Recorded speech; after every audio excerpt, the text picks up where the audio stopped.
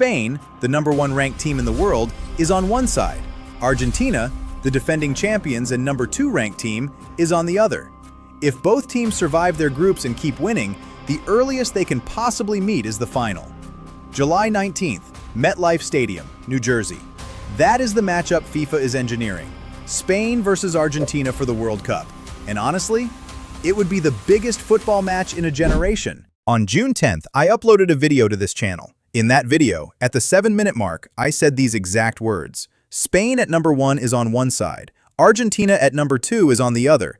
If both teams survive their groups and keep winning, the earliest they can possibly meet is the final. July 19th, MetLife Stadium, New Jersey. Spain versus Argentina, MetLife Stadium, July 19th. That is exactly what happened. You are watching Football Atlas. I am James Walker, and today I am going to show you exactly how I made that prediction, what it means now that it came true, and, most importantly, who I think wins on Sunday. And if you watched that first video, you already know I do not guess. Let me take you back to June 8th. The World Cup had not started yet, nobody had kicked a ball, and most of the football media was talking about the 48-team format, the new cities, the 3 host countries. But buried inside the format was something most people missed. FIFA did not just expand the tournament, they restructured the bracket into 2 separate pathways, 2 completely independent halves of the knockout stage, and they seeded them deliberately. Spain, the #1 ranked team in the world, reigning European champions, was placed on one side. Argentina, the #2 ranked team, the defending World Cup champions, was placed on the other. The 2 best teams in the world were engineered into opposite pathways. They could not meet until the final. That was the first clue. The second clue was simpler. Quality. Look at Spain's pathway. They topped Group H. Then they faced Austria in the round of 32, a strong pressing team but not a title contender. Then Portugal in the round of 16, Belgium in the quarterfinal, France in the semifinal. Tough opponents? Yes, but Spain are built for exactly this kind of tournament. They control possession so completely that even the best attackers in the world cannot get the ball. Against France in the semi-final, Spain held Mbappe, Olise, and Dembele to a combined expected goals of 0.31. 0.31. Against the highest scoring team in the tournament.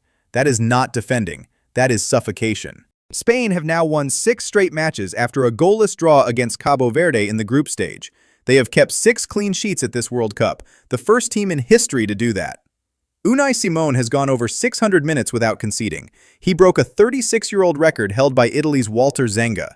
And they are on a 37-game unbeaten streak in all competitions. If they win on Sunday, they will set a new all-time record for the longest unbeaten run in the history of men's international football. Now look at Argentina's pathway. Completely different story, same destination. Argentina have lived on the edge. Every single knockout match has gone to the wire. Cape Verde took them to extra time in the round of 32 before losing 3-2. Egypt called it an injustice after VAR decisions helped Argentina survive 3-2 in the round of 16.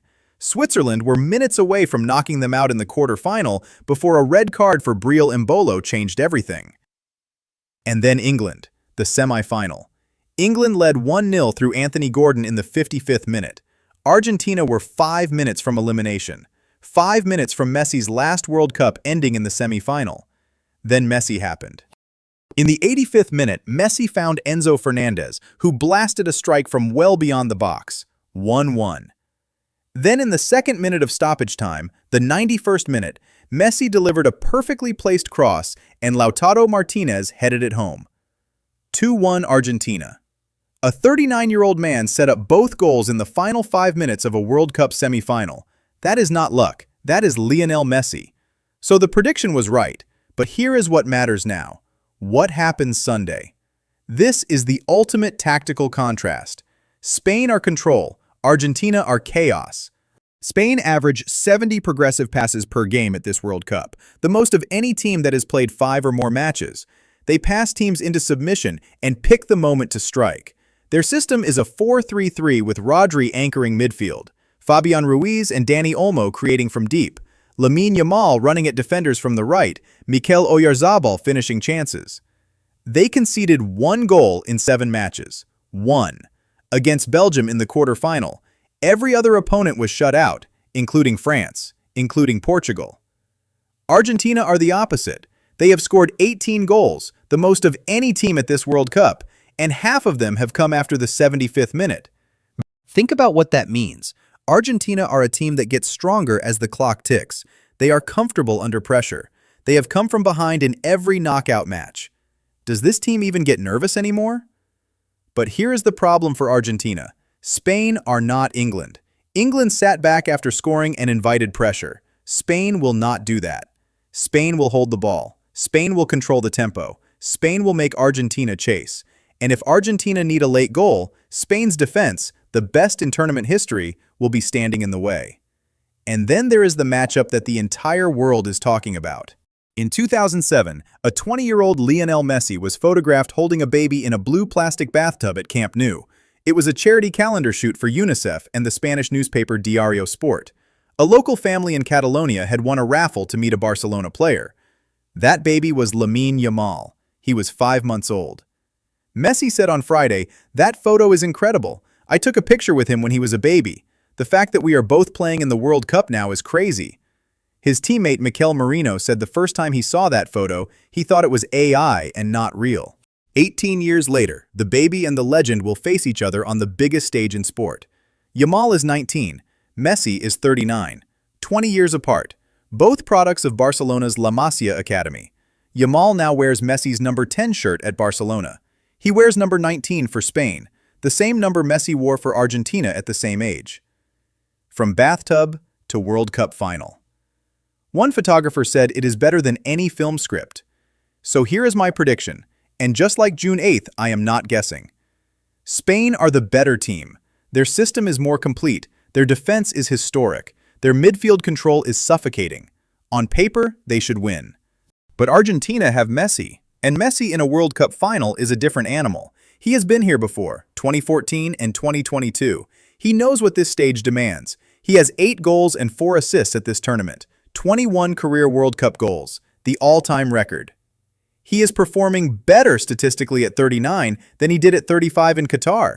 His expected goal rate has doubled. He walks 64% of the distance he covers, more than any other attacker, but that is not fatigue. That is conservation. He chooses his moments. And when those moments come, he is still the most dangerous player on the planet. I think this final will be tight, low scoring, tactical, tense. I think Spain will control possession.